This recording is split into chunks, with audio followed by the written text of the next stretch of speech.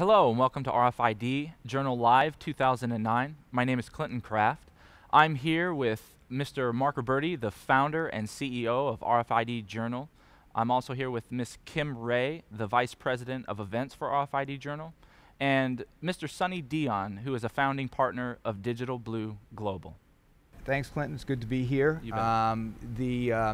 We met Sonny 7 years ago when we did our very first show. We had a very small space, about 25 tabletops, and a couple of breakouts. And Sonny at the time was doing hotel AV for the hotel where we were at, and he was just very switched on, and he was getting stuff done, and he was making stuff happen for us.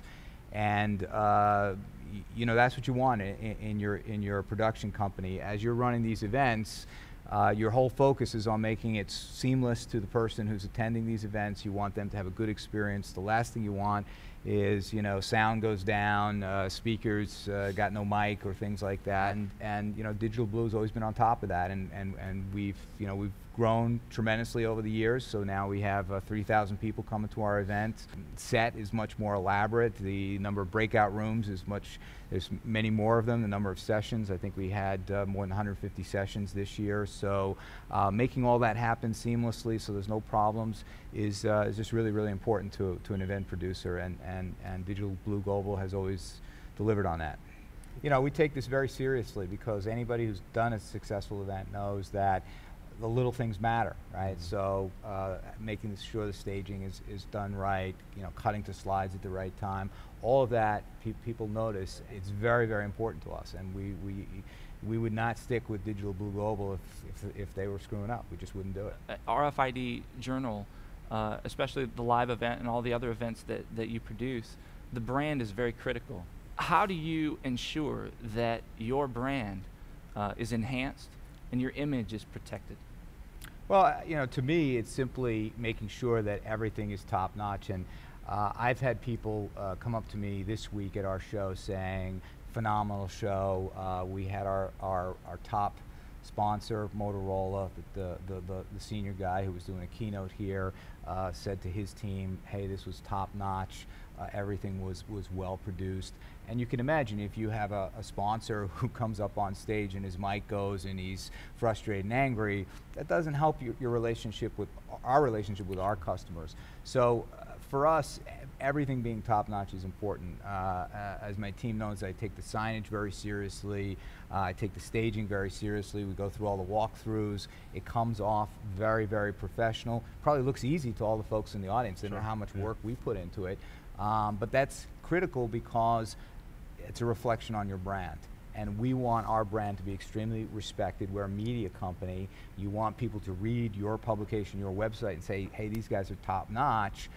If you come here and you're sloppy, if things are going on and off and things aren't working, it reflects poorly on your product. We can't have that. We can't. It's unacceptable. So that's why you stick with the guys who you know are going to deliver for you. I mean, that's one thing that you all do so well is you anticipate the needs. You say, I'm going to need this, or I know that this is going to happen tomorrow. Can we get this done today? And that it just makes my life so much easier as opposed to running around like with my hair on fire 5 minutes before because all of a sudden we discover that we didn't have 3 or 4 different presentations. It's really working together in a true partnership. Okay, all right. What's the priority for you, and how does the relationship get fulfilled with that priority? Well, I'd say that, again, our priority is always on producing the best quality event for our attendees, and that kind of thing I think is it's invaluable. And frankly, putting on these events is really, really hard. And anybody who does them knows how much work they are and how hard they are. Working with people you like makes it a little bit easier. It's huge. It's huge, definitely. I mean, it's difficult when you're working with someone and you have an adversarial relationship. And we all get along, but yet there's still that underlying business relationship.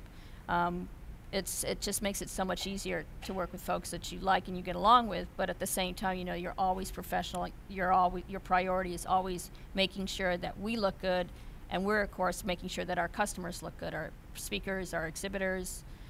It's just a symbiotic relationship. It's a myth, too, that people think that, if you have a professional relationship, you can't have fun. All work and no play.